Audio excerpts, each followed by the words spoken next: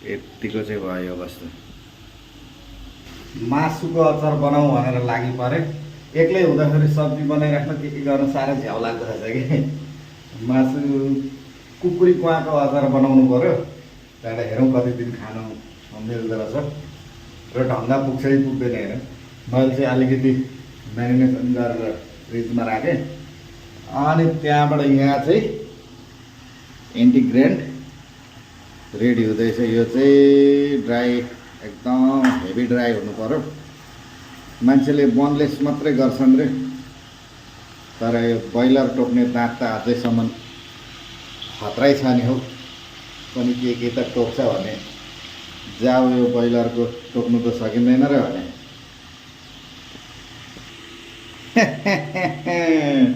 यो चाहिँ भने भनिराख्नै पर्दैन, यसको मूल्याङ्कन अर्कै छ।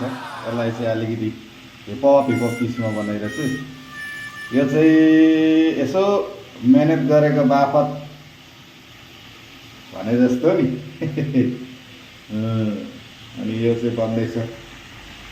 एक हप्ता चाहिँ अचार रहन्छ कि भन्ने कुरो मेरो, तर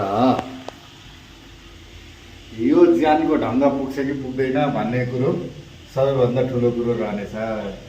हेरौँ, बनाउँदै जाउँ। ड्राई भयो, 90% भन्दा बढी ड्राई भयो।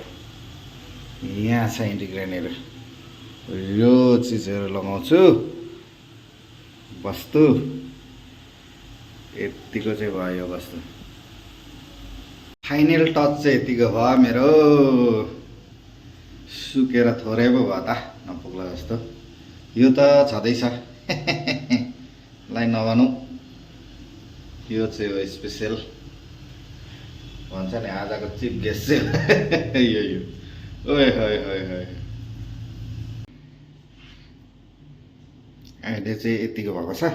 सेलाएँ त्यहाँबाट अलिक लङ टर्मको लागि यो भेनिगर लिएर, भेनिगर नलगाउनु पर्ने हो तर अलिक लङ टर्मको लागि चिली भेनिगर। त्यसका बाजे एउटा ढेँडी त भित्रै रहेछ त हौ।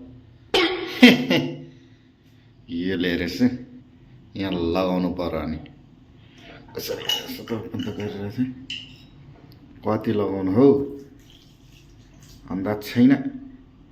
माग्छु होला। वाह, यति फुर्ती लगाएर 1 किलोभन्दा बढीको त्यसको बनाएको यति नै भयो। त्यसका बाजे 1 किलो मासु ल्याएको यति नै मात्रै भयो भन्थ्यो एउटाले, त्यस्तै भयो। अनि यो जस्तो हङ्ग्राले एकै छाकमा चिलिम पार्दैन त। फेरि सकिएन। ल, जानी नजानी अचार बनाएको अरे जे पाइ त्यही भए पनि खानै पर्यो। ठिकै छ, धेरै खान गयो कि फेदै पुग्यो भने जस्तै हो।